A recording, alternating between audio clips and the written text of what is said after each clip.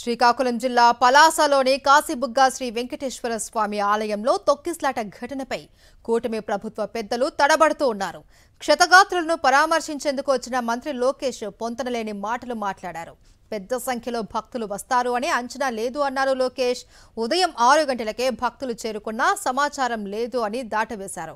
కాశీబుగ్గ వెంకటేశ్వర స్వామి ఆలయానికి ప్రతి శనివారం వేల సంఖ్యలో భక్తులు వస్తారు. ఇవాళ కూడా శనివారం, అందులోనూ ఏకాదశి. అయితే భక్తులు వస్తారు అని సమాచారం ఎందుకు లేదు అన్న ప్రశ్నకు మంత్రి లోకేష్ సమాధానం చెప్పలేదు. భక్తుల రద్దీకి ఉచిత బస్సు కూడా కారణమన్నారు లోకేష్.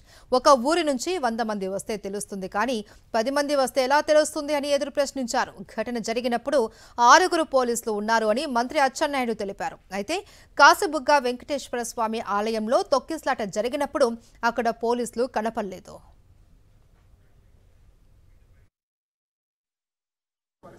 ఒక పక్కన సోషల్ మీడియా ఇంపాక్ట్ ఉంది, ఇంకో పక్కన ఉచిత బస్ ప్రయాణం కూడా ఉంది. ఎందుకంటే భక్తుల్ని దేవుడిని దర్శించుకునే దానికి భక్తులు కూడా మేము చూసాం. దుర్గమ్మ గుడి దగ్గరికి సిక్కోలు కూడా వచ్చారు, ఎప్పుడు రాని వారు కూడా వచ్చారు. మొదటిసారి వచ్చిన వారు కూడా చాలామంది వచ్చారమ్మా. ఒకే ఊరు నుంచి 100 మంది వస్తే అంచనా వేసుకోవచ్చు. ఒక్కొక్క ఊరు నుంచి 10 మంది, 10 మంది వస్తే మాకు కూడా ఎటు తెలుస్తుంది. ఒక పక్కన సోషల్ మీడియా ఇంపాక్ట్ ఉంది, ఇంకో పక్కన ఉచిత బస్ ప్రయాణం కూడా ఉంది. ఎందుకంటే భక్తుల్ని దేవుడిని దర్శించుకునే దానికి భక్తులు కూడా మేము చూసాం. దుర్గమ్మ గుడి దగ్గరికి సిక్కోలు కూడా వచ్చారు, ఎప్పుడు రాని వారు కూడా వచ్చారు.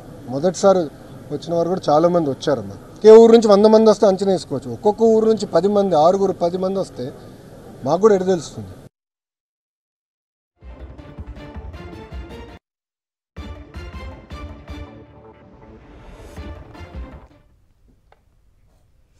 శ్రీకాకుళం జిల్లా పలాసలోని కాశీబుగ్గ శ్రీ వెంకటేశ్వర స్వామి ఆలయంలో తొక్కిస్లాట ఘటనపై కూటమి ప్రభుత్వ పెద్దలు తడబడుతూ ఉన్నారు.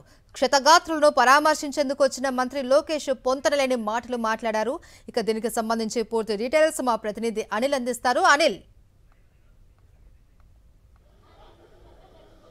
మహేశ్వరి, కాశీబుగ్గ తొక్కిసలాట ఘటనకు సంబంధించి గాయపడిన వారిని పరామర్శించేందుకు వచ్చినటువంటి మంత్రి నారా లోకేష్ తడబడ్డారు. అడిగినటువంటి ప్రశ్నలను దాటవేస్తూ వచ్చినటువంటి పరిస్థితి ఉంది. ఒక్కో ఊరు నుంచి 100 మంది వస్తే తమకు సమాచారం తెలుస్తుంది, కానీ ఒక్కో ఊరు నుంచి 10 మంది వస్తే ఏ విధంగా తమకు సమాచారం తెలుస్తుందని ఎదురు ప్రశ్నించినటువంటి పరిస్థితి ఉంది. మరోవైపు ఉచిత బస్సు కూడా భక్తులు పెద్ద ఎత్తున తరలి రావడానికి కారణమని ఆయన మాట్లాడడం జరిగింది. మొత్తం మీద చూస్తే కనుక కాశీబుగ్గ తొక్కిసలాట ఘటనపై అనేక అనుమానాలు రేకెత్తున్నాయి. ఈ దశలోనే ప్రభుత్వ అసమర్థతను, ప్రభుత్వ ఏదైతే నిర్లక్ష్యాన్ని కప్పిపుచ్చుకునే ధోరణిలో భాగంగా మంత్రులంతా కూడా ఒక్కొక్కరు ఒక్కో విధంగా మాట్లాడుతున్నారు. అచ్చెన్నాయుడు 6 పోలీసులు ఉన్నారని చెప్పి మాట్లాడడం జరిగింది, కానీ తొక్కిసలాట ఘటన జరిగిన తర్వాత అక్కడక్కడ పోలీసులు కనపడలేదనేది విజువల్స్ చూస్తే అర్థమవుతుంది. మరోవైపు ప్రైవేటు ఆధీనంలో ఉన్నటువంటి దేవాలయం అని చెప్పి దేవాదాయ ధర్మాదాయ శాఖ మంత్రి ఆనం రామనారాయణ రెడ్డి మాట్లాడారు. అలాగే లోకేష్ కూడా ఎలా తెలుస్తుంది, సమాచారం లేదని కూడా ఆయన మాట్లాడడం జరిగింది. వాస్తవానికి ప్రతి శనివారం కాశీబుగ్గలో ఉన్నటువంటి వెంకటేశ్వర స్వామి దేవాలయానికి వేలాది సంఖ్యలో భక్తులు తరలి వస్తుంటారు. ప్రతి ఒక్కరు కూడా ఇక్కడికి వచ్చి స్వామివారిని దర్శించుకుని వెళ్తూ ఉంటారు. ముందస్తు సమాచారం కూడా ఉంది. ఉదయం 6 గంటలకే భక్తులు పెద్ద ఎత్తున తరలి వచ్చారు. వచ్చి వేల సంఖ్యలో ఆలయానికి వెళ్ళేటువంటి అన్ని మార్గాల్లో కూడా పూర్తిగా భక్తులు నిండిపోయి ఉన్నటువంటి పరిస్థితి ఉంది. 6 గంటల నుంచి దర్శనాలు ప్రారంభమయ్యాయి. 10-10:30 గంటల సమయంలో పూర్తిగా భక్తుల రద్దీ పెరిగిందనేది చుట్టుపక్కల ఉన్నటువంటి సమీప నివాసాల ప్రజలు చెప్తున్నటువంటి పరిస్థితి. అయినప్పటికీ కూడా పోలీసులు ఏమాత్రం అక్కడకు రానటువంటి పరిస్థితి. అక్కడికి వచ్చి అక్కడ ఉన్నటువంటి క్రౌడ్ని కంట్రోల్ చేసేటువంటి క్రౌడ్ మేనేజ్మెంట్ కూడా చేయలేదనేది స్పష్టంగా అర్థమవుతుంది. మరోవైపు చూసుకున్నట్లయితే కనుక పూర్తిగా ఒక దశలో చూస్తే కనుక ఎక్కడైనా ఒక 10 మంది గుమ్ముగూడి ఉంటే పోలీసులు ఎందుకున్నారని చెప్పి లా అండ్ ఆర్డర్ వాళ్ళు ప్రశ్నిస్తారు, అలాగే స్పెషల్ బ్రాంచ్ వాళ్ళు ప్రశ్నిస్తారు, అలాగే ఇంటెలిజెన్స్ వాళ్ళు కూడా ప్రశ్నిస్తారు. కానీ వేలాది సంఖ్యలో భక్తులు తరలి వచ్చినప్పుడు భద్రత కల్పించాల్సినటువంటి అధికారులు ఎందుకు నిర్లక్ష్యం ప్రదర్శించారనే ప్రశ్న ఉత్పన్నమవుతున్నటువంటి పరిస్థితి కనిపిస్తుంది.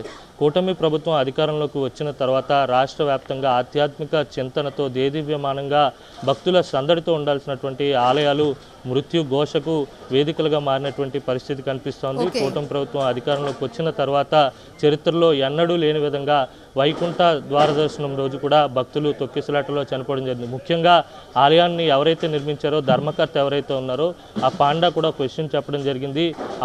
ఆ వీడియో కూడా కొద్దిసేపటి క్రితమే బయటకు వచ్చింది. అధికారులకు, పోలీసులకు అందరికీ కూడా ముందస్తు సమాచారం ఇచ్చాను. ముందు రోజే ఇక్కడకు భక్తుల రాక పెరుగుతుందనే సమాచారాన్ని కూడా తెలియజేశానని చెప్పి ఆయన చెప్పడం జరిగింది. అయినప్పటికీ కూడా ఏమాత్రం సమాచారం లేదు అని చెప్పడం ఎంతవరకు సమంజసం అనే ప్రశ్న కూడా వినిపిస్తున్నటువంటి పరిస్థితి స్పష్టంగా కనిపిస్తుంది. ఏదేమైనప్పటికీ కూడా ఈ నిర్లక్ష్యాన్ని ప్రభుత్వం మీద పడకుండా చూసుకునేందుకు మంత్రులు తలో మాట మాట్లాడి పూర్తిగా తప్పించుకునేటువంటి ధోరణితో ముందుకెళ్తున్నారని స్పష్టంగా అర్థమవుతుంది. Right, thank you Anil.